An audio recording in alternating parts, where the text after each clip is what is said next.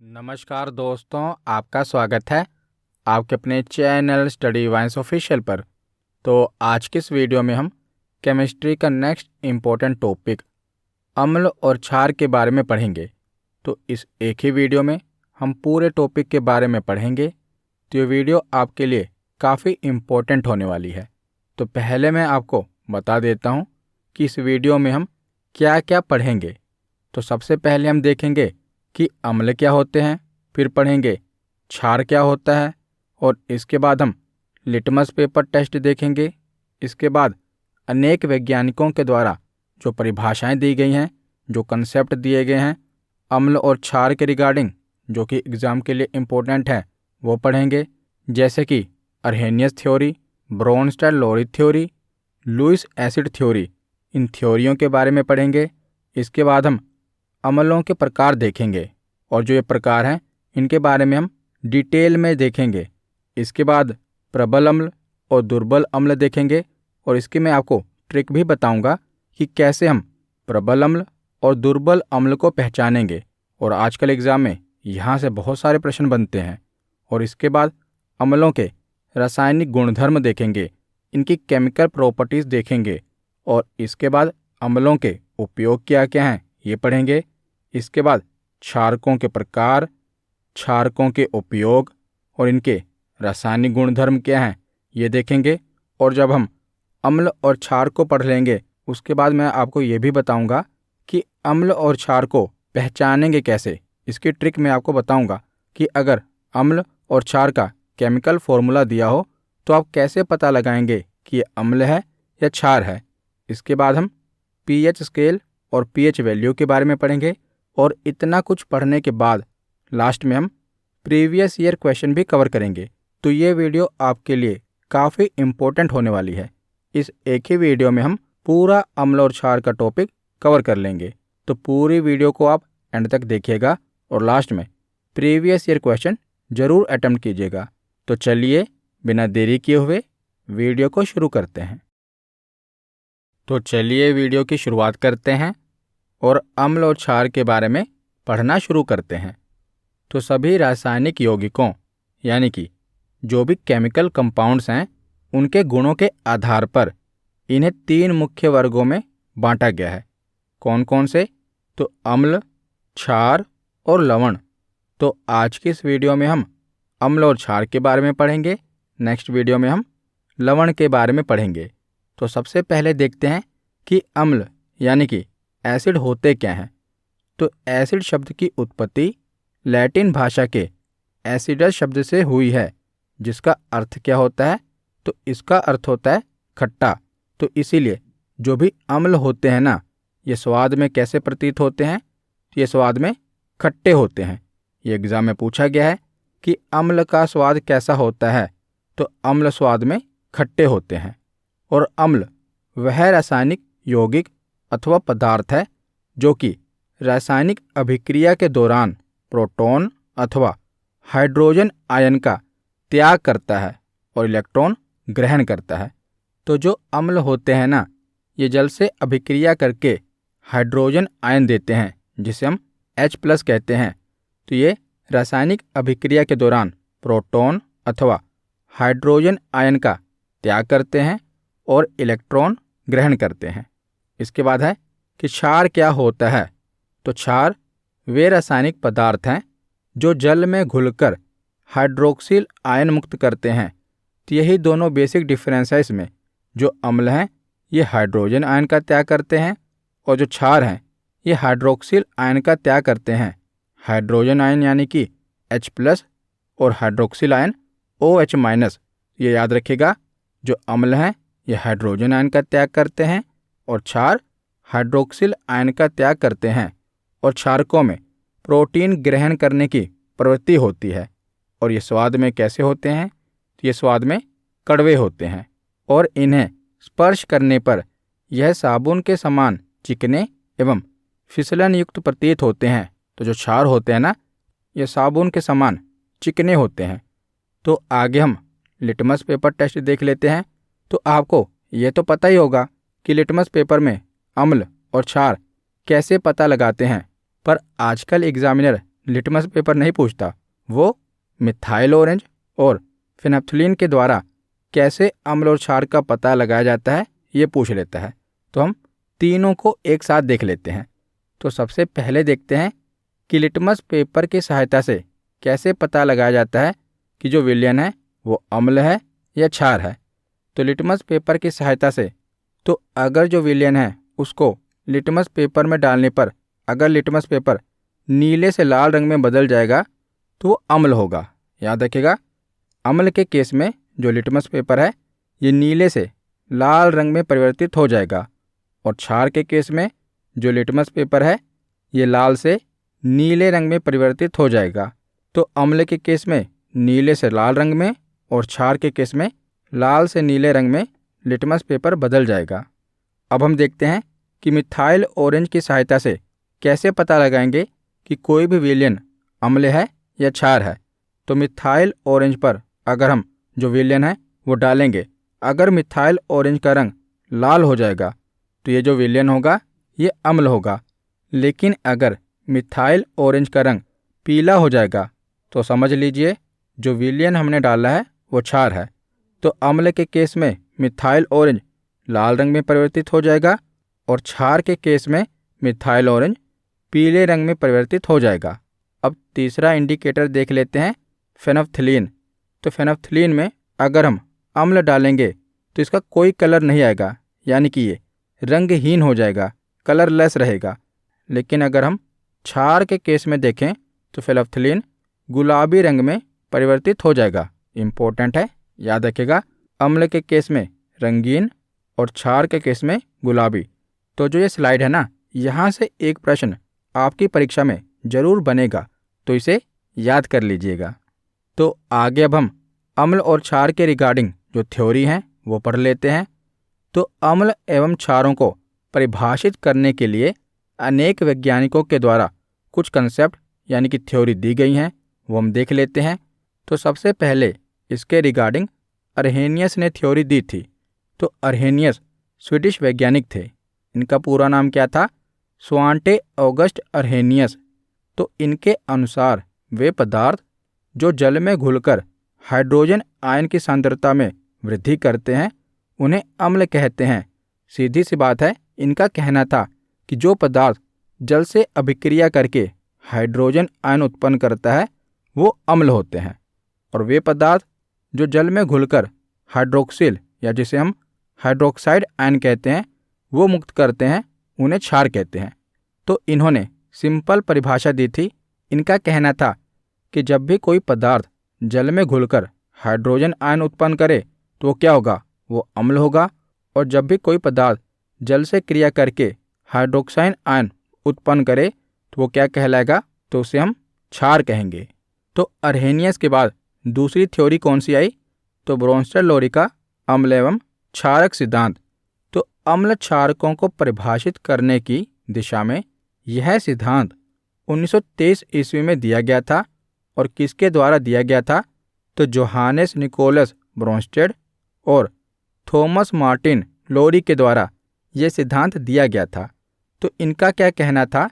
तो इनके सिद्धांत के अनुसार जो पदार्थ जलीय विलयन में वियोजित होकर प्रोटॉन देने की क्षमता रखते हैं उन्हें अम्ल कहेंगे।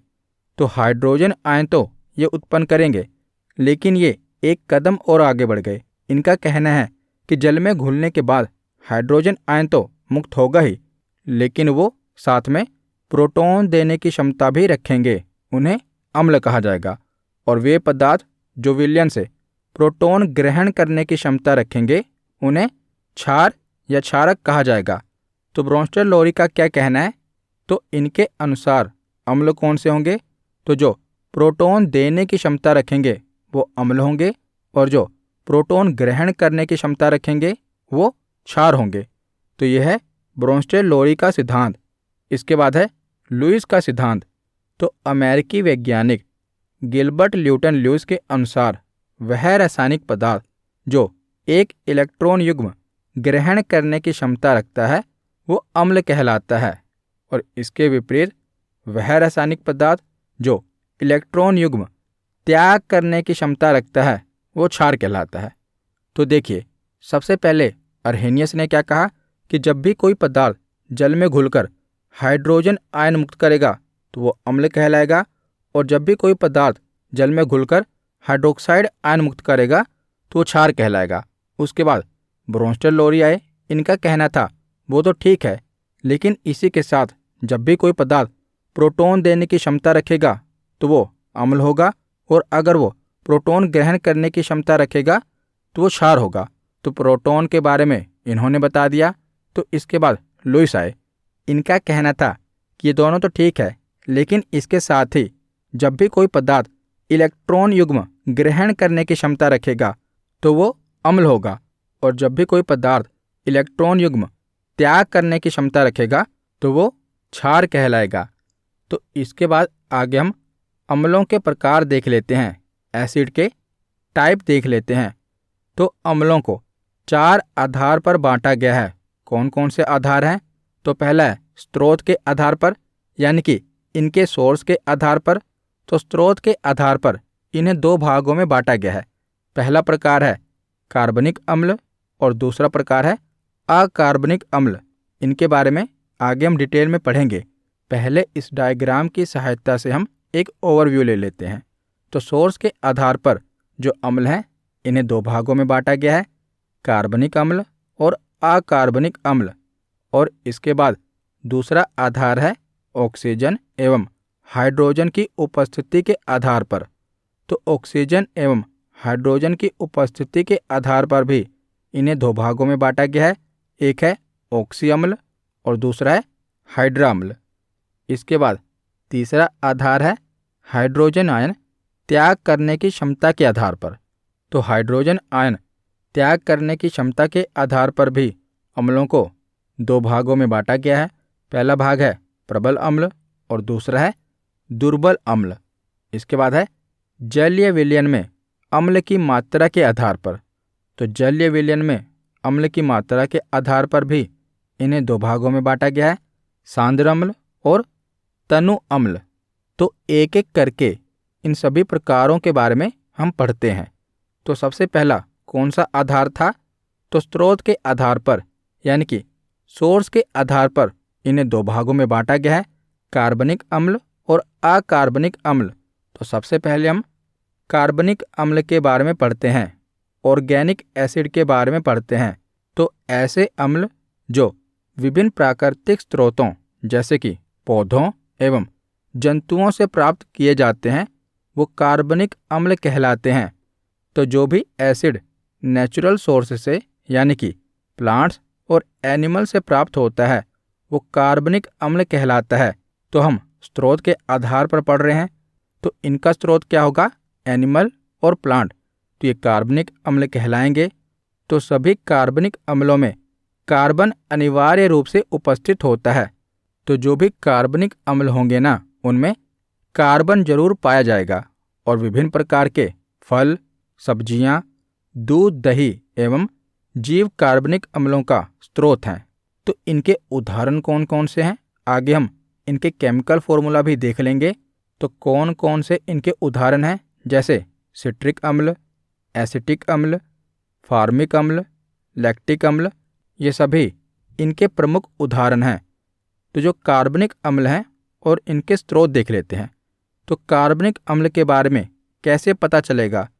तो जो भी कार्बनिक अम्ल होगा ना उसमें आपको कार्बन देखने को मिलेगा। जैसे जो सिट्रिक अम्ल है इसका जो फॉर्मूला है अब देखेंगे कि इसमें कार्बन है ना C6, तो इसमें कार्बन है।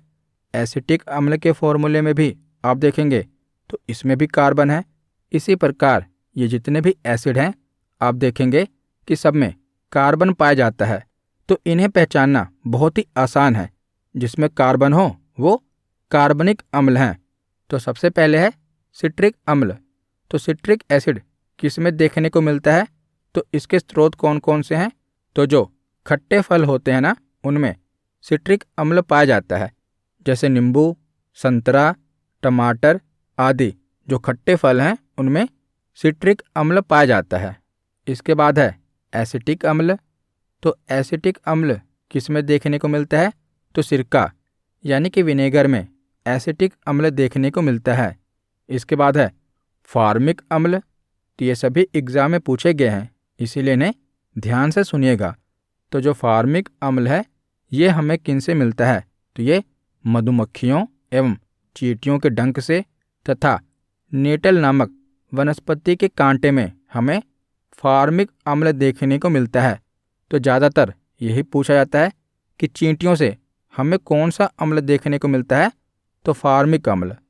इसके बाद है लैक्टिक अम्ल।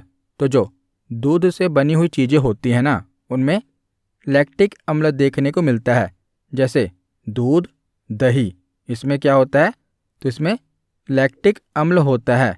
इसके बाद है एस्कोर्बिक अम्ल। तो एस्कोर्बिक अम्ल किस में होता है, तो आंवले में, पपीता में और ब्रोकली में, इसमें एस्कोर्बिक अम्ल देखने को मिलता है। इसके बाद है टार्टरिक अम्ल।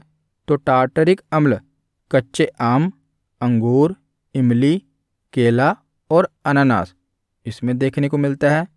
इसके बाद है ऑक्जैलिक अम्ल। तो ऑक्जैलिक अम्ल पालक और टमाटर में देखने को मिलता है। खासकर टमाटर के बारे में पूछा जाता है कि टमाटर में कौन सा अम्ल देखने को मिलता है, तो ऑक्जैलिक अम्ल देखने को मिलता है। इसके बाद है यूरिक अम्ल। तो यूरिक अम्ल हमारे यूरिन यानी कि हमारे मूत्र में देखने को मिलता है। तो ये सभी कार्बनिक अम्ल और उनके स्रोत हैं और ये इम्पोर्टेंट हैं। तो कार्बनिक अम्ल के बाद हम अकार्बनिक अम्ल के बारे में पढ़ते हैं। तो कार्बनिक अम्ल में हमने पढ़ा कि जो कार्बनिक अम्ल होते हैं ये प्राकृतिक रूप से पाए जाते हैं, लेकिन जो अकार्बनिक अम्ल होते हैं ये प्राकृतिक रूप से नहीं पाए जाते, बल्कि इन्हें अकार्बनिक खनिजों से प्राप्त किया जाता है। और ये खनिज अम्ल वस्तुतः वे यौगिक होते हैं जिनमें हाइड्रोजन तथा अधात्विक तत्व उपस्थित होते हैं। जैसे इसके उदाहरण कौन कौन से हैं, जैसे सल्फ्यूरिक अम्ल, हाइड्रोक्लोरिक अम्ल तथा नाइट्रिक अम्ल सर्वप्रमुख खनिज अम्ल हैं और इन्हें बेंच अम्ल भी कहा जाता है। तो याद रखिएगा, अकार्बनिक अम्लों को ही बेंच अम्ल कहा जाता है और इसके उदाहरण कौन कौन से हैं, सल्फ्यूरिक अम्ल, हाइड्रोक्लोरिक अम्ल तथा नाइट्रिक अम्ल, और ये प्राकृतिक रूप से नहीं पाए जाते। तो पहला आधार हमने देख लिया। अब दूसरा आधार है ऑक्सीजन एवं हाइड्रोजन की उपस्थिति के आधार पर। तो ऑक्सीजन एवं हाइड्रोजन की उपस्थिति के आधार पर भी इन्हें दो भागों में बांटा गया है, ऑक्सी अम्ल और हाइड्रा अम्ल। तो पहले हम ऑक्सी अम्ल के बारे में पढ़ते हैं कि ऑक्सी अम्ल कौन से होते हैं। तो वे अम्ल जिनमें हाइड्रोजन परमाणु से एक ऑक्सीजन परमाणु संयुक्त रहता है तथा कम से कम एक अन्य तत्व भी उपस्थित होता है, वो ऑक्सी अम्ल कहलाते हैं। तो सीधी सी बात है, जैसे कार्बनिक अम्ल में आपको कार्बन देखने को मिलता है, उसी प्रकार ऑक्सी अम्ल में हमें ऑक्सीजन देखने को मिलता है। तो ऑक्सी अम्ल को ऑक्सो अम्ल भी कहा जाता है और इसके उदाहरण कौन कौन से हैं, तो जैसे फास्फोरिक अम्ल। तो आप देखेंगे कि फास्फोरिक अम्ल का फॉर्मूला क्या है, H3PO4। तो इसमें आप देख रहे हैं ना O4, तो इसमें ऑक्सीजन उपस्थित है। इसके बाद है नाइट्रिक अम्ल HNO3। तो इसमें भी O3 ऑक्सीजन उपस्थित है। तो ये ऑक्सी अम्ल के प्रमुख उदाहरण हैं। तो जो भी अम्ल जिनमें ऑक्सीजन की उपस्थिति हो वो ऑक्सी अम्ल कहलाएंगे। अब हम हाइड्रा अम्ल देख लेते हैं।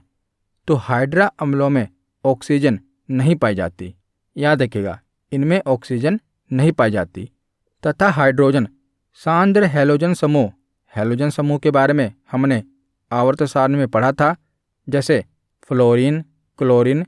तो हैलोजन समूह या इसके समान किसी तत्व जैसे साइनोइड के साथ ये संयोजित होता है।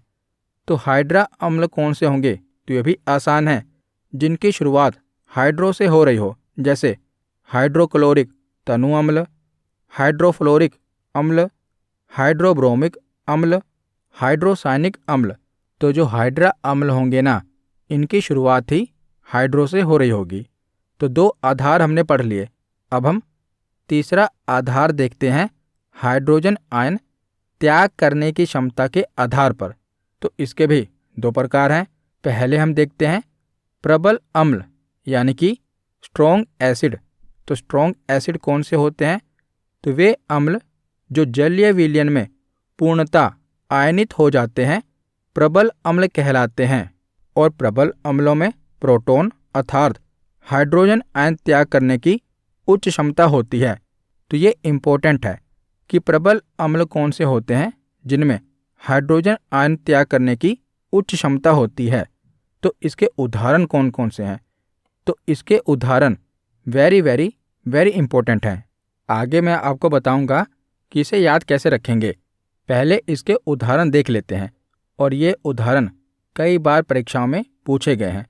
तो प्रबल अम्ल के कौन कौन से उदाहरण हैं? तो सल्फ्यूरिक अम्ल, हाइड्रोक्लोरिक अम्ल, नाइट्रिक अम्ल, हाइड्रोब्रोमिक अम्ल, ये सभी प्रबल अम्लों के उदाहरण हैं। कौन कौन से? सल्फ्यूरिक अम्ल, हाइड्रोक्लोरिक अम्ल, नाइट्रिक अम्ल और हाइड्रोब्रोमिक अम्ल, ये प्रबल अम्ल के उदाहरण हैं। इसके बाद देखते हैं दुर्बल अम्ल यानी कि वीक एसिड। तो वे अम्ल जो जलीय विलयन में पूर्णतः आयनित न होकर आंशिक रूप से आयनित होते हैं वो दुर्बल अम्ल कहलाते हैं। और दुर्बल अम्ल अपने हाइड्रोजन आयनों का पूर्णतः त्याग नहीं करते। हमने पढ़ा कि जो प्रबल अम्ल होते हैं उनमें हाइड्रोजन आयन त्याग करने की जो क्षमता होती है वो ज़्यादा होती है, लेकिन दुर्बल अम्ल हाइड्रोजन आयनों को पूर्णतः त्याग नहीं करते। और इनके उदाहरण कौन कौन से हैं? तो एसिटिक अम्ल, फार्मिक अम्ल, हाइड्रोजन सल्फाइड, ये सभी दुर्बल अम्लों के उदाहरण हैं। कौन कौन से? एसिटिक अम्ल, फार्मिक अम्ल और हाइड्रोजन सल्फाइड। तो आपसे परीक्षा में ये पूछा जाता है कि बताइए निम्नलिखित में से कौन सा प्रबल अम्ल है। तो कैसे हम प्रबल अम्ल के बारे में पता लगाएंगे? तो देखिए, वैसे तो H2SO4, HNO3 ये दोनों ही प्रबल अम्ल हैं, लेकिन अगर आपसे पूछा जाए कि इनमें से भी बताइए कि सबसे ज़्यादा प्रबल अम्ल कौन सा है, तो मैं आपको बताता हूँ कि कैसे पता लगाते हैं कि सबसे ज़्यादा प्रबल अम्ल कौन सा है। तो इसके लिए 3 कंडीशन आप याद रखिएगा जिससे आपको आसानी से याद रहेगा कि अगर हाइड्रोजन ज़्यादा होगा ना तो अम्ल कमज़ोर होगा। जैसे H2 है, इसमें 2 हाइड्रोजन है, और दूसरा क्या है? H सिंगल है। तो इन दोनों में कमज़ोर कौन सा होगा? तो H2। जिसमें हाइड्रोजन ज़्यादा होगा वो अम्ल कमज़ोर होगा। यानी कि कंपैरिजन की बात चल रही है। वैसे तो ये दोनों ही हाइड्रोजन प्रबल हैं, लेकिन इन दोनों में से कमज़ोर कौन सा है? तो जिसमें हाइड्रोजन ज़्यादा होगा। तो सबसे पहले हम हाइड्रोजन ज़्यादा देखेंगे, और इसके साथ दूसरी कंडीशन क्या है कि जो कार्बन है ना ये अम्ल को कमज़ोर करता है और ऑक्सीजन अम्ल को मजबूत बनाता है। तो जैसे CO2, इसमें ऑक्सीजन तो ज़्यादा है लेकिन कार्बन आ गया, तो ये जो अम्ल होगा ये कमज़ोर होगा। उसके बाद है NH3, तो इसमें हाइड्रोजन कितने हैं? 3 हैं। इसके ऊपर देख लेते हैं तो HNO3, इसमें हाइड्रोजन 1 ही है और इसके ऊपर हाइड्रोजन 2 हैं। तो सबसे ज़्यादा प्रबल अम्ल कौन सा होगा? तो सबसे पहले हमें हाइड्रोजन ही देखना होता है। तो जो दूसरा ऑप्शन है इसमें 1 ही हाइड्रोजन है, तो ये सबसे प्रबल अम्ल होगा। मैंने आपको बताया ना कि अगर हाइड्रोजन ज़्यादा होगा तो अम्ल कमज़ोर होगा, इसीलिए अगर हाइड्रोजन कम होगा तो जो अम्ल है वो सबसे ज़्यादा प्रबल होगा। दूसरा उदाहरण देखिए, इन तीनों में बताइए कि सबसे प्रबल अम्ल कौन सा है। तो पहले में हाइड्रोजन कितना है? 1 ही है। दूसरे में आप देखेंगे CH3, यहाँ पर भी हाइड्रोजन है और लास्ट में भी हाइड्रोजन है, और तीसरे में 2 हाइड्रोजन है। इन तीनों में देखा जाए तो सबसे कम हाइड्रोजन किस में है? तो HCl में। तो सबसे प्रबल अम्ल कौन सा होगा इन तीनों में? तो HCl सबसे प्रबल अम्ल होगा। तो 3 कंडीशन याद रखिएगा कि हाइड्रोजन ज़्यादा तो अम्ल कमज़ोर, कार्बन अम्ल को कमज़ोर करता है और ऑक्सीजन अम्ल को मजबूत करता है। तो अब हम जलीय विलयन में अम्ल की मात्रा के आधार पर अम्ल देख लेते हैं। तो इसमें भी अम्ल के 2 प्रकार हैं, सांद्र अम्ल और तनु अम्ल। तो सबसे पहले देखते हैं सांद्र अम्ल यानी कि कॉन्सनट्रेटेड एसिड। तो वह अम्लीय विलयन जिसमें अम्ल की मात्रा विलायक की तुलना में अपेक्षाकृत अधिक होती है सांद्र अम्ल कहलाता है। तो सबसे पहले तो आपको ये समझना पड़ेगा कि विलयन क्या होता है, विलायक क्या होता है। तो देखिए, विलेय, विलयक और विलयन ये क्या होता है आप समझ लीजिए। तो इस उदाहरण की सहायता से आपको समझ आ जाएगा। विलेय जिसे सोल्यूट कहते हैं, तो वे पदार्थ जो किसी दूसरे द्रव में घुल जाए उसे विलेय कहा जाता है। जैसे नमक, नमक जो है पानी में घुल जाएगा, इसीलिए से विलेय कहा जाएगा, सोल्यूट कहा जाएगा। और सॉल्वेंट क्या होता है, विलायक क्या होता है, तो जिसमें कोई पदार्थ घुल जाए, विलीन हो जाए, उसे विलायक कहा जाएगा। जैसे पानी, पानी को विलायक कहा जाएगा क्योंकि इसमें नमक को घोल दिया जाता है, तो ये क्या होगा, विलायक होगा। और जो ये घोल होगा ना, यानी कि पानी में जब नमक को घोला जाएगा तो जो घोल बनेगा इसे विलयन कहा जाएगा, सॉल्यूशन कहा जाएगा। तो विलेय क्या होता है, वे पदार्थ जो कि विलायक में घुल जाए। विलायक क्या होता है, जिसमें विलेय विलीन हो जाए, और इन दोनों का मिश्रण कहलाता है विलयन। अब हम पढ़ते हैं सांद्र अम्ल के बारे में। तो सांद्र अम्ल क्या है, वह अम्लीय विलयन जिसमें अम्ल की मात्रा विलायक की तुलना में अपेक्षाकृत अधिक होती है, वो सांद्र अम्ल कहलाता है। तो सांद्र और तनु आप ऐसे समझिए, सांद्र का मतलब होता है गाढ़ा। जैसे आपने जलेबी वाली चाशनी देखी होगी ना, कि जब दुकानदार जलेबी बनाता है तो कढ़ाई में उसने एक चाशनी रखी होती है, उसमें क्या होता है कि पानी में चीनी घोली होती है, और जो पदार्थ होता है विलयन होता है वो बहुत ही गाढ़ा होता है। तो आप उसको समझ लीजिए सांद्र बहुत ही गाढ़ा है। लेकिन जब आप शरबत पीते हैं तो पानी में चीनी बहुत ही कम मात्रा में घोलते हैं, यानी कि वो इतना गाढ़ा तो नहीं होता, तो वो होगा तनु। तो सांद्र और तनु में फ़र्क क्या है, तो आसान भाषा में मैं आपको समझा रहा हूँ कि जो सांद्र होगा बहुत ही गाढ़ा होगा, और जो तनु होगा वो डाइल्यूट होगा, यानी कि गाढ़ा नहीं होगा। तो तनु अम्ल कौन सा होता है, तो वे अम्लीय विलयन जिसमें अम्ल की मात्रा विलायक की तुलना में अपेक्षाकृत कम होती है, वो तनु अम्ल कहलाता है। और सांद्र अम्ल में अम्ल की मात्रा विलायक की तुलना में अपेक्षाकृत अधिक होती है। अब आगे हम अम्लों के रासायनिक गुणधर्म देख लेते हैं, इनकी केमिकल प्रॉपर्टीज़ देख लेते हैं जो कि एग्जाम में पूछी जाती हैं। तो सबसे पहले देखते हैं अम्लों की धातुओं के साथ अभिक्रिया।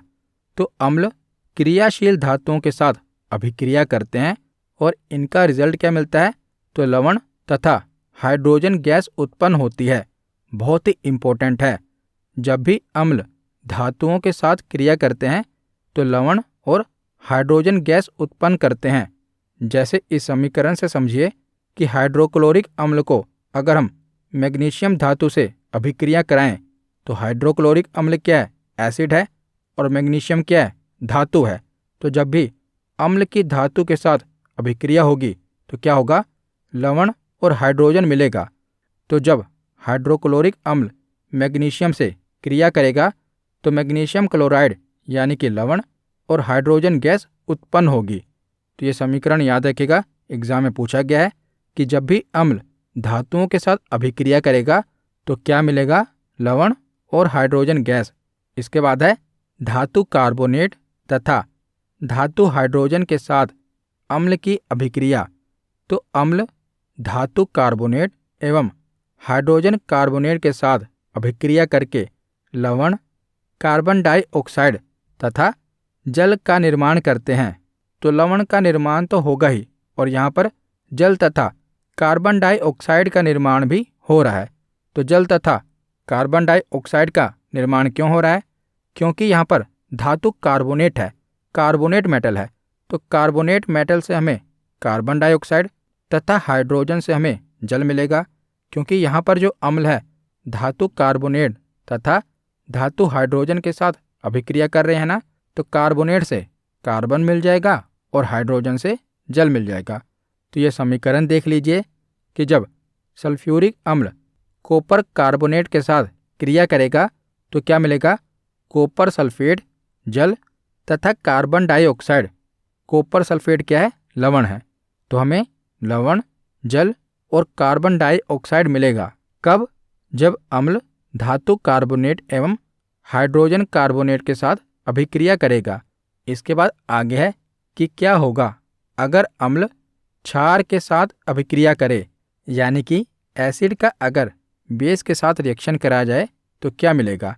तो अम्ल एवं क्षार परस्पर अभिक्रिया करके एक दूसरे को न्यूट्रलाइज कर देते हैं तथा लवण एवं जल का निर्माण करते हैं, और इस अभिक्रिया को उदासीनीकरण अभिक्रिया यानी कि न्यूट्रलाइजेशन रिएक्शन कहते हैं। तो जब अम्ल क्षार के साथ अभिक्रिया करेगा ना, तो ये एक दूसरे को न्यूट्रलाइज कर देंगे और इसके साथ ये लवण और जल का निर्माण करेंगे। जैसे उदाहरण देख लीजिए कि हाइड्रोक्लोरिक अम्ल को अगर हम पोटेशियम हाइड्रोक्साइड के साथ अभिक्रिया कराएं तो हाइड्रोक्लोरिक अम्ल क्या है? एसिड है, और पोटेशियम हाइड्रोक्साइड क्या है? क्षार है। तो अगर हम अम्ल की क्षार के साथ अभिक्रिया कराएं तो हमें क्या मिलेगा? जल और लवण। तो लवण कौन सा मिलेगा? Potassium chloride. इसके बाद हम अम्लों के उपयोग देख लेते हैं, यानी कि एसिड के यूज़ देख लेते हैं। तो सबसे पहले है एसिटिक अम्ल। तो एसिटिक अम्ल का उपयोग कहाँ पर होता है?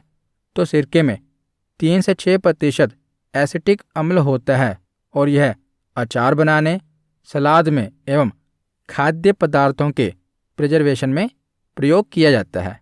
इसके बाद है सिट्रिक अम्ल। तो सिट्रिक अम्ल का उपयोग किसमें होता है? तो यह चमकदार नमक बनाने, धातुओं को साफ करने एवं खाद्य संरक्षक के रूप में प्रयोग किया जाता है। तो सिट्रिक अम्ल का उपयोग किसमें होता है? तो चमकदार नमक बनाने और धातुओं को साफ करने में इसका प्रयोग किया जाता है। इसके बाद है सल्फ्यूरिक अम्ल। तो सल्फ्यूरिक अम्ल का उपयोग किसमें होता है? तो कार की बैटरियों में बहुत बार पूछा गया है कि कार की बैटरियों में कौन से अम्ल का उपयोग होता है? तो सल्फ्यूरिक अम्ल का उपयोग कार की बैटरियों में होता है। तो कार की बैटरियों में, पेट्रोलियम शोधन में, डाई में, पेंट आदि के निर्माण में सल्फ्यूरिक अम्ल का प्रयोग किया जाता है। इसके बाद है नाइट्रिक एसिड। तो नाइट्रिक एसिड का इस्तेमाल किस में होता है? तो उर्वरक यानी कि खाद, एक्वारेजिया एवं विस्फोटकों के निर्माण में तथा रॉकेट ईंधनों में ऑक्सीकारक के रूप में इसका प्रयोग किया जाता है। तो नाइट्रिक अम्ल का उपयोग किस में होता है? तो उर्वरक में होता है, विस्फोटकों के निर्माण में होता है तथा रॉकेट ईंधन में ऑक्सीडाइजर के रूप में इसका प्रयोग होता है। इसके बाद है हाइड्रोक्लोरिक अम्ल। तो हाइड्रोक्लोरिक अम्ल का प्रयोग किस में होता है? तो एक्वारेजिया में, रंजकों यानी कि डाइज में, औषधियों में एवं प्लास्टिक निर्माण में हाइड्रोक्लोरिक अम्ल का प्रयोग होता है। तो औषधियों में एवं प्लास्टिक निर्माण में कौन से एसिड का उपयोग होता है? तो हाइड्रोक्लोरिक एसिड का उपयोग होता है।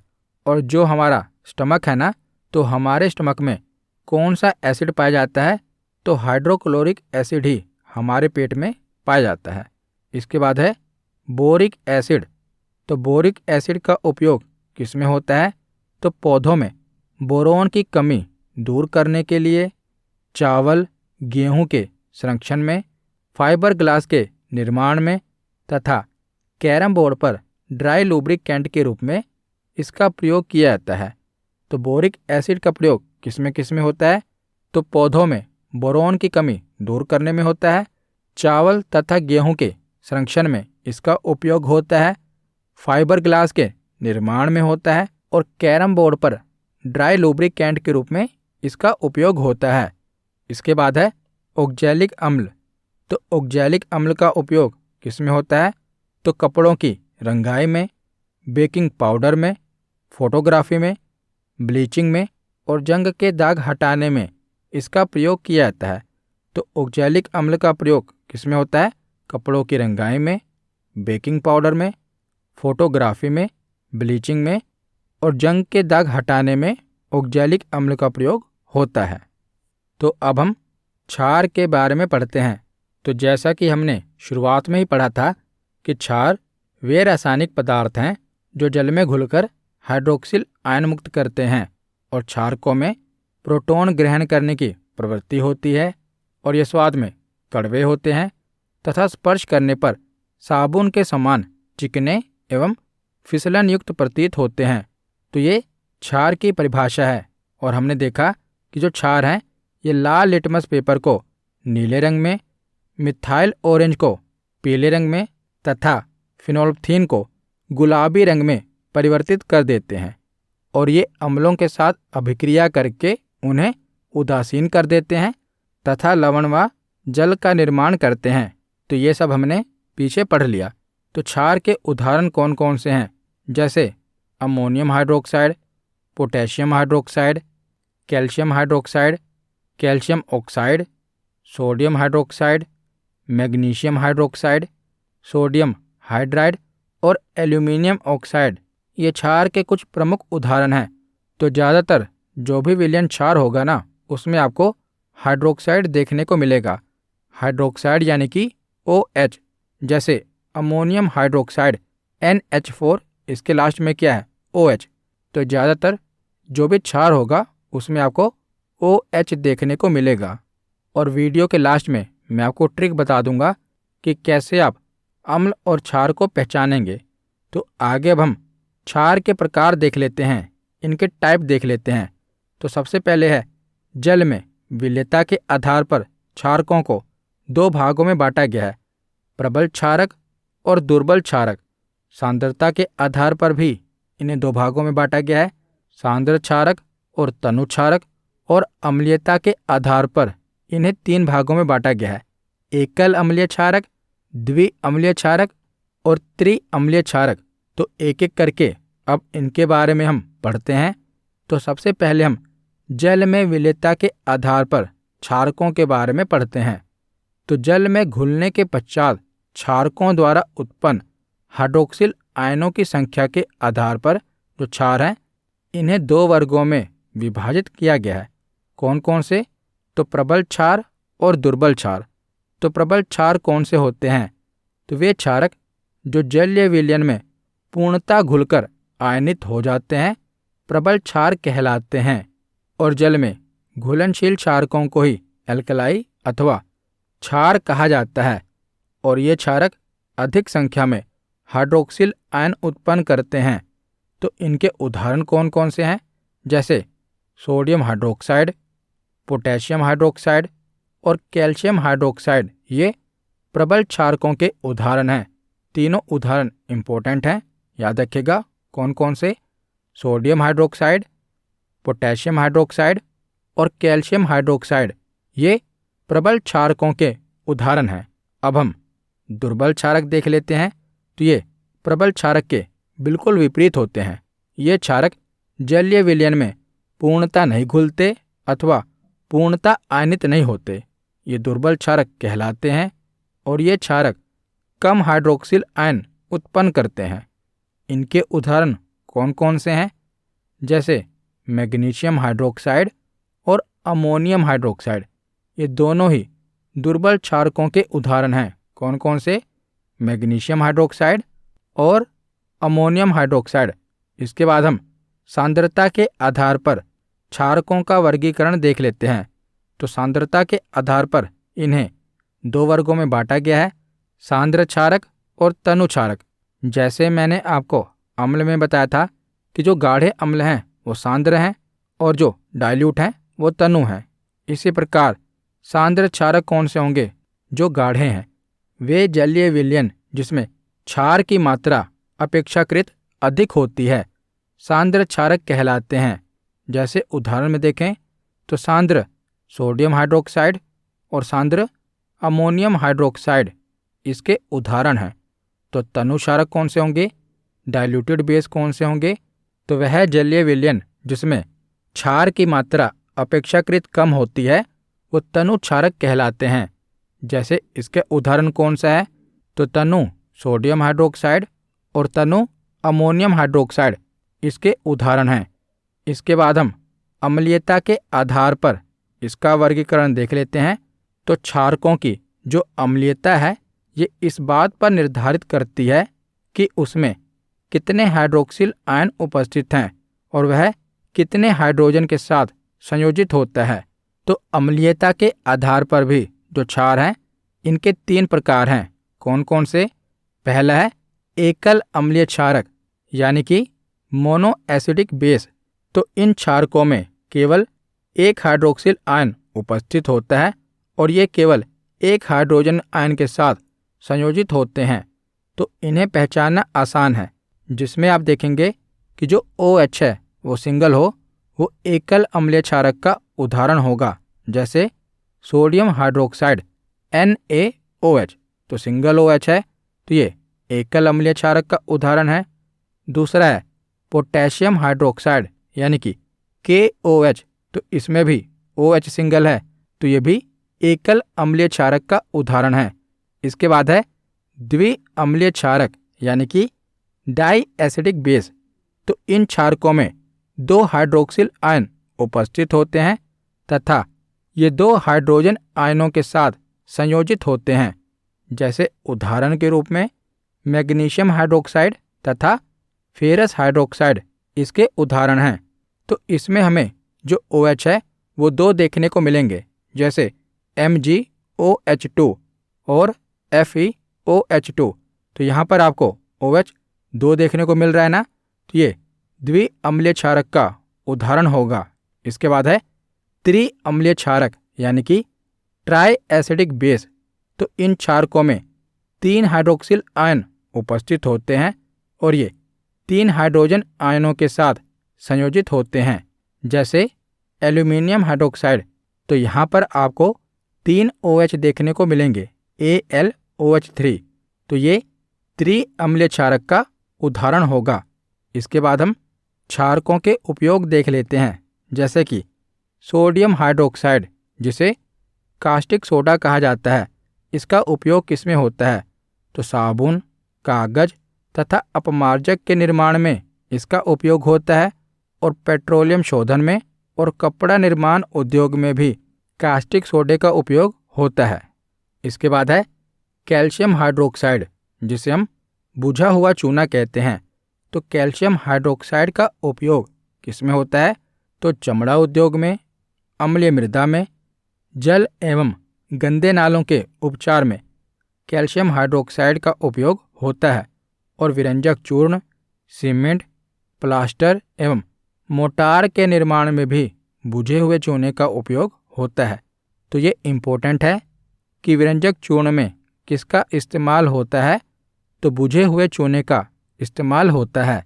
इसके बाद है मैग्नीशियम हाइड्रोक्साइड और इसके जलीय विलयन को मिल्क ऑफ मैग्नीशिया कहा जाता है। मैग्नीशियम हाइड्रोक्साइड के जलीय विलयन को मिल्क ऑफ मैग्नीशिया कहा जाता है। तो मैग्नीशियम हाइड्रोक्साइड का उपयोग किस में होता है? जो आप इनो पीते हैं ना, उसमें भी मैग्नीशियम हाइड्रोक्साइड होता है। तो इसका उपयोग अपशिष्ट जल के उपचार में यानी कि वेस्ट वाटर के उपचार में, अग्निरोधक के रूप में और प्रति अम्ल के रूप में। प्रति अम्ल यानी कि जो अम्ल को खत्म करे।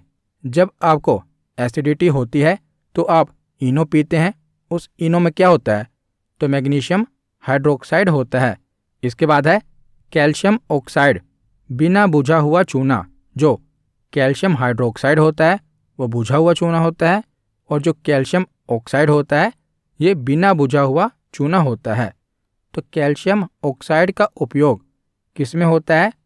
तो औषधीय उपयोग में, कीटाणुनाशक में, सीमेंट में, कागज में, उच्च श्रेणी के इस्पात के निर्माण में इसका उपयोग होता है और कास्टिक सोडा के निर्माण में भी कैल्शियम ऑक्साइड का उपयोग होता है। इसके बाद है मैग्नीशियम ऑक्साइड। इसका उपयोग किस में होता है? तो मृदा, भूजल एवं पेयजल के उपचार में मैग्नीशियम ऑक्साइड का उपयोग होता है। विद्युत केबलों में तापरोधक के रूप में यानी कि इंसुलेटर के रूप में भी मैग्नीशियम ऑक्साइड का उपयोग होता है।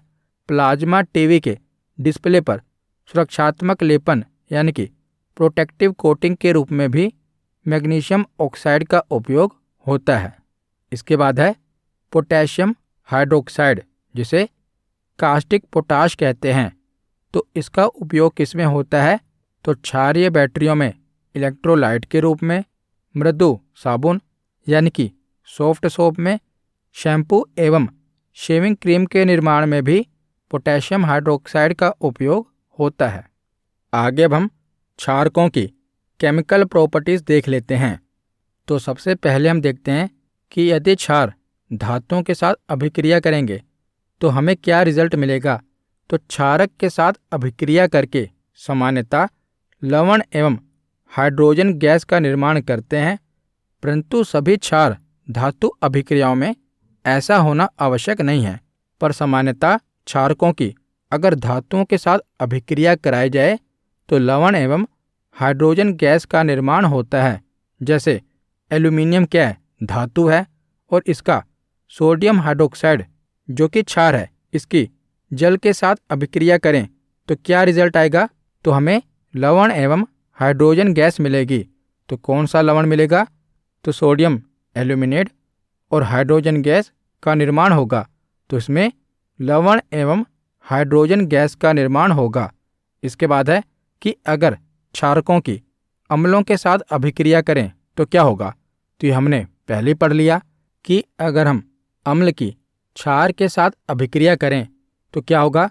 तो ये एक दूसरे को न्यूट्रलाइज कर देंगे और इसके साथ ये लवण और जल का निर्माण करेंगे। इसके बाद है जल के साथ अभिक्रिया।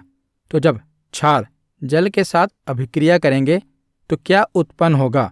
तो क्षार को जल में घोलने पर वह हाइड्रोक्सिल अथवा हाइड्रोक्साइड उत्पन्न करते हैं। तो जब क्षार को जल में घोला जाता है तो ये क्या उत्पन्न करते हैं। तो ये हाइड्रोक्सिल आयन उत्पन्न करते हैं।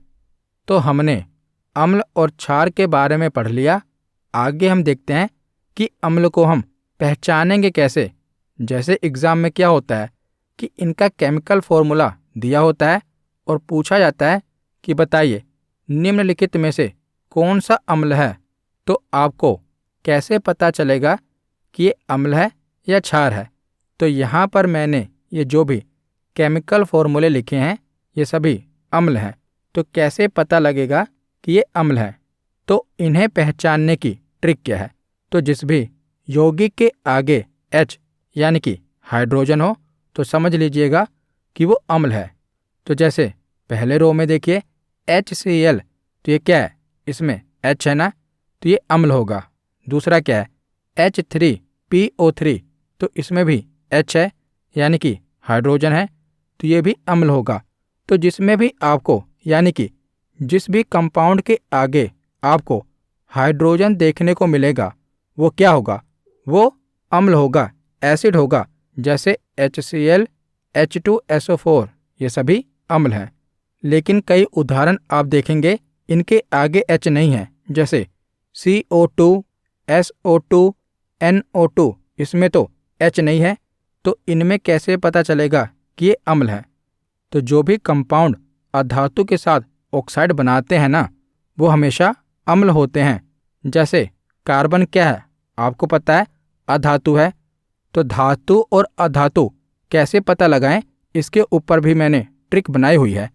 आप केमिस्ट्री की प्लेलिस्ट में जाकर जरूर देख लेना। यहाँ से भी एक प्रश्न बनता है कि कौन सी धातु है कौन सी अधातु। तो मैंने इन्हें पहचानने की एक सिंपल ट्रिक बताई है, आप उस वीडियो में देख लेना। तो जैसे आपको पता है कि कार्बन क्या है, अधातु है और ये ऑक्सीजन के साथ मिलकर ऑक्साइड बना रहा है। तो जब भी कोई अधातु का ऑक्साइड हो तो वो क्या कहलाएगा, तो वो अम्ल ही होगा। जैसे CO2, SO2 ये क्या होंगे, ये अम्ल होंगे। और तीसरा इसका एक और केस है कि जिस कंपाउंड के लास्ट में COOH हो वो भी अम्ल होगा। तो 3 तरीके से आप अम्ल को पहचानेंगे। पहला तरीका है कि उसके शुरुआत में H होगा यानी कि हाइड्रोजन होगा। दूसरा तरीका है कि ये अधातु का ऑक्साइड होगा यानी कि जिस कंपाउंड के आगे अगर H नहीं है लेकिन वो अधातु का ऑक्साइड है तब भी वो अम्ल होगा। और तीसरा तरीका है कि जिस कंपाउंड के लास्ट में COOH हो वो भी अम्ल है। इसके अलावा कोई भी अम्ल नहीं है। तो ये तो हो गई अम्ल को पहचानने की ट्रिक। अब हम देखते हैं कि क्षार को कैसे पहचानें। अगर आपके आगे केमिकल फॉर्मूला दिया हुआ है और आपसे पूछा जाए कि बताइए निम्नलिखित में से कौन सा क्षार है, तो कैसे पता लगाएंगे? तो इसकी दो कंडीशन है। पहला तो है कि जिस कंपाउंड के लास्ट में OHO, अभी हमने पीछे ही पढ़ा हाइड्रोक्साइड, तो जिस कंपाउंड के पीछे OHO वो क्या होगा? वो क्षार होगा। जैसे NaOH, KOH, ये क्या है? इनके पीछे क्या है? OH है ना।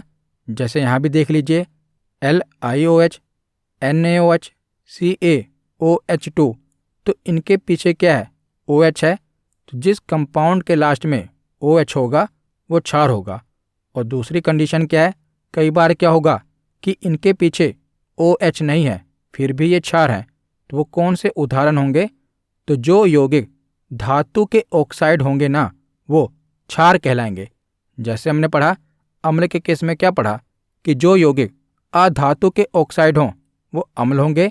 तो इसके विपरीत जो यौगिक धातु के ऑक्साइड हों वो क्षार होंगे। जैसे देखिए एल्यूमिनियम ऑक्साइड, तो एल्यूमिनियम क्या है? धातु है। तो धातु का जो ऑक्साइड होगा ये क्या होगा? ये क्षार होगा। दूसरा है Fe2O3 यानी कि फेरिक ऑक्साइड, फेरिक यानी कि लोहा। तो जो लोहा है वो भी धातु है। तो जो धातु का ऑक्साइड होगा वो भी क्षार होगा। तो क्षार हम कैसे पहचानेंगे? तो जिस कंपाउंड के लास्ट में OH हो वो क्षार होगा, और जो कंपाउंड धातु का ऑक्साइड हो वो क्षार होगा। तो आशा करता हूँ अब आप अम्ल और क्षार को आसानी से पहचान लेंगे। इसके बाद हम pH स्केल के बारे में पढ़ते हैं। तो pH की फुल फॉर्म क्या है? तो पोटेंशियल ऑफ हाइड्रोजन, और या इसे पोटेंज भी कह देते हैं, तो पावर ऑफ हाइड्रोजन, ये इसकी फुल फॉर्म है। तो जो pH स्केल होता है ना, इसकी रेंज कितनी होती है? तो 0 से लेके 14 के बीच में एक अनुमानित संख्या होती है जो कि ये दर्शाती है कि विलयन अम्लीय है, क्षारीय है या उदासीन है। उदासीन यानी कि न्यूट्रल। तो अगर किसी भी पदार्थ का जो pH वैल्यू है वो 7 है तो वो न्यूट्रल होगा, यानी कि वो पदार्थ ना तो अम्लीय होगा और ना ही क्षारीय होगा। लेकिन अगर किसी भी पदार्थ की pH वैल्यू 7 से नीचे आती है, 7 से नीचे का मतलब 6, 5, 4, 3, 2 और 1, अगर किसी भी पदार्थ की pH वैल्यू 1 से लेके 6 के बीच में आती है तो जो वो पदार्थ होगा वो अम्लीय होगा। और अगर किसी पदार्थ की जो pH वैल्यू है वो 8 से लेकर 14 के बीच में आती है तो वो क्षारीय होगा, यानी कि 7 से ऊपर क्षारीय और 7 से नीचे अम्लीय। तो अगर आपको ये याद ना रहे कि पहले अम्लीय होगा या क्षारीय होगा तो इसे भी आसानी से याद कर सकते हैं। यहाँ पर एसिड है और यहाँ पर बेस है। एसिड मतलब अम्ल और बेस मतलब क्षार। और अगर आप अंग्रेजी का अल्फ़ाबेट देखें तो पहले ए आएगा, ए से एसिड हो गया, फिर बी आएगा, बी से बेस हो गया। तो यहाँ से भी आपको याद रहेगा कि पहले ए आएगा फिर बी आएगा। तो 7 से नीचे अगर किसी भी पदार्थ की pH वैल्यू हो तो वो एसिड होगा, यानी कि अम्लीय होगा। और 7 के ऊपर किसी भी पदार्थ की pH वैल्यू हो तो वो क्षारीय होगा। और अगर किसी भी पदार्थ की pH वैल्यू 7 ही हो तो वो ना तो अम्लीय होगा ना ही क्षारीय होगा, वो न्यूट्रल होगा, यानी कि उदासीन होगा। तो आगे अब हम कुछ इम्पोर्टेंट pH वैल्यू देख लेते हैं जो कि आपसे एग्ज़ाम में पूछी जाती हैं। जैसे कि सबसे पहले है कि बैटरी में प्रयुक्त अम्ल, यानी कि बैटरी में उपयोग किए जाने वाले एसिड का pH वैल्यू कितना होता है? तो 0 से लेकर 1 के बीच में इसका pH वैल्यू होता है। इसके बाद है नींबू का रस। तो नींबू का रस अम्लीय होता है, एसिडिक होता है। इसकी pH वैल्यू कितनी होती है? तो नींबू के रस का pH वैल्यू होता है 2.2। और आपको पता ही है कि 7 से नीचे किसी का भी pH वैल्यू हो तो वो अम्लीय होगा। तो नींबू का रस आपको पता है एसिडिक होता है, इसकी pH वैल्यू है 2.2। इसके बाद है सिरका यानी कि विनेगर। तो सिरका की pH वैल्यू कितनी होती है? तो 2.4 से लेकर 2.5 के बीच विनेगर की pH वैल्यू होती है। इसके बाद है दूध यानी कि मिल्क। तो दूध की pH वैल्यू कितनी होती है? तो 6.4 से लेकर 6.7 के बीच में दूध की pH वैल्यू होती है। इसके बाद है शुद्ध जल। तो शुद्ध जल की पीएच वैल्यू कितनी होती है? तो ये न्यूट्रल होता है, उदासीन होता है। शुद्ध जल और नमक दोनों के पीएच वैल्यू 7 होती है, दोनों न्यूट्रल होते हैं यानी कि उदासीन होते हैं। इसके बाद है मानव मूत्र। तो मानव मूत्र की पीएच वैल्यू कितनी होती है? तो मानव मूत्र की पीएच वैल्यू औसतन 6 होती है। और जो मानव रक्त है यानी कि ह्यूमन ब्लड है, इसकी पीएच वैल्यू कितनी होती है? तो ह्यूमन ब्लड की पीएच वैल्यू 7.4 होती है। तो यहाँ पर हमारा थ्योरी सेक्शन कंप्लीट होता है। अब हम प्रीवियस ईयर क्वेश्चन देखते हैं। तो सबसे पहला प्रश्न है कि अम्ल स्वाद में डैश होते हैं, मीठा, खट्टा, कड़वा या फीका। तो अम्ल स्वाद में कैसे होते हैं? तो ये स्वाद में खट्टे होते हैं। तो इसका सही जवाब क्या होगा? Option B. अगला प्रश्न है कि उस विलयन का पीएच मान कितना होगा जो लाल लिटमस को नीला कर देता है? तो लाल लिटमस को नीला कौन कर देता है? तो क्षार करता है। तो यहाँ पर आप देखिए कि जो क्षार होता है उसका पीएच मान कितना होगा? 10, 4 या 5। तो आपको पता ही है कि कोई भी पदार्थ क्षारीय कब होगा? जब उसका पीएच मान 7 से अधिक होगा। तो ऑप्शन के अकॉर्डिंग कौन सा सही होगा? तो ऑप्शन ए इसका सही जवाब होगा।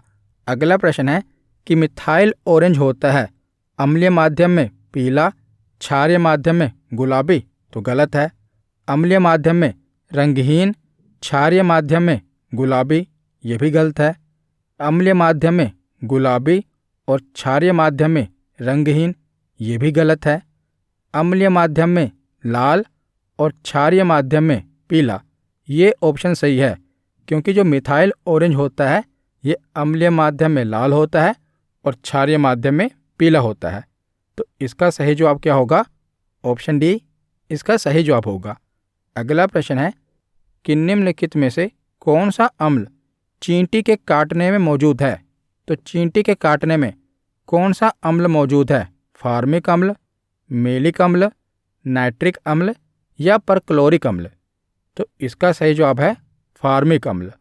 ऑप्शन ए इसका सही जवाब होगा। अगला प्रश्न है कि निम्नलिखित में से कार्बनिक अम्ल कौन सा है? तो जिस कंपाउंड में कार्बन होगा वो कार्बनिक अम्ल है। तो ऑप्शन के अकॉर्डिंग देखिए कौन सा सही है। तो ऑप्शन डी इसका सही जवाब है, इसमें कार्बन है। तो कार्बनिक अम्ल कौन सा है? तो ऑप्शन डी। तो अगला प्रश्न है कि निम्नलिखित में से कौन एक प्रबल अम्ल का उदाहरण है या है? HNO3, H2SO4, HCl या उपरोक्त सभी? तो इसमें से देखा जाए तो सभी प्रबल अम्ल के उदाहरण हैं। तो उपरोक्त सभी इसका सही जवाब होगा। तो ऑप्शन डी इसका सही जवाब है। अगला प्रश्न है कि निम्नलिखित में से कौन सा अम्ल है? NaOH, NaCl, H2SO4 या इनमें से कोई नहीं? तो जिसके पीछे OH होता है आपको पता है वो क्षार होगा। अम्ल कौन सा होगा? जिसके आगे हाइड्रोजन हो। तो ऑप्शन सी इसका सही जवाब है। H2SO4 क्या है? ये अम्ल है। अगला प्रश्न है कि क्षार स्वाद में डैश होते हैं, नमकीन, मीठा, कड़वा या खट्टा? तो क्षार स्वाद में कैसे होते हैं? तो ये स्वाद में कड़वा होता है। तो ऑप्शन सी इसका सही जवाब है। तो अगला प्रश्न है कि निम्नलिखित में से कौन सा क्षार नहीं है? तो क्षार कौन सा होगा? जिसके पीछे OH है। तो जो ऑप्शन सी है ये क्षार नहीं है क्योंकि इसके आगे H है, हाइड्रोजन है, और जिसके आगे हाइड्रोजन हो वो अम्ल होता है। तो हाइड्रोक्लोरिक अम्ल यानी कि HCl ये क्षार नहीं है। तो ऑप्शन सी इसका सही जवाब है। तो अगला प्रश्न है कि क्षार धातुएं ठंडे पानी के साथ प्रबल अभिक्रिया करती हैं जिसके परिणाम स्वरूप डैश का विस्थापन होता है। तो जब क्षार धातुएं ठंडे पानी के साथ अभिक्रिया करती हैं तो हाइड्रोजन गैस का विस्थापन होता है। तो इसका सही जवाब होगा ऑप्शन ए। अगला प्रश्न है कि पीएच पैमाने का आविष्कार किसके द्वारा किया गया था? तो पीएच पैमाने का आविष्कार सोरेनसन के द्वारा किया गया था। तो ऑप्शन सी इसका सही जवाब है। तो आज का आखिरी प्रश्न है कि मानव रक्त के पीएच का मान क्या है? तो ह्यूमन ब्लड का पीएच वैल्यू कितनी है? तो इसका सही जवाब है 7.4। तो ऑप्शन ए इसका सही जवाब है। तो आज की वीडियो यहीं पर ख़त्म होती है। कैसी लगी ये वीडियो कमेंट सेक्शन में ज़रूर बताना। धन्यवाद।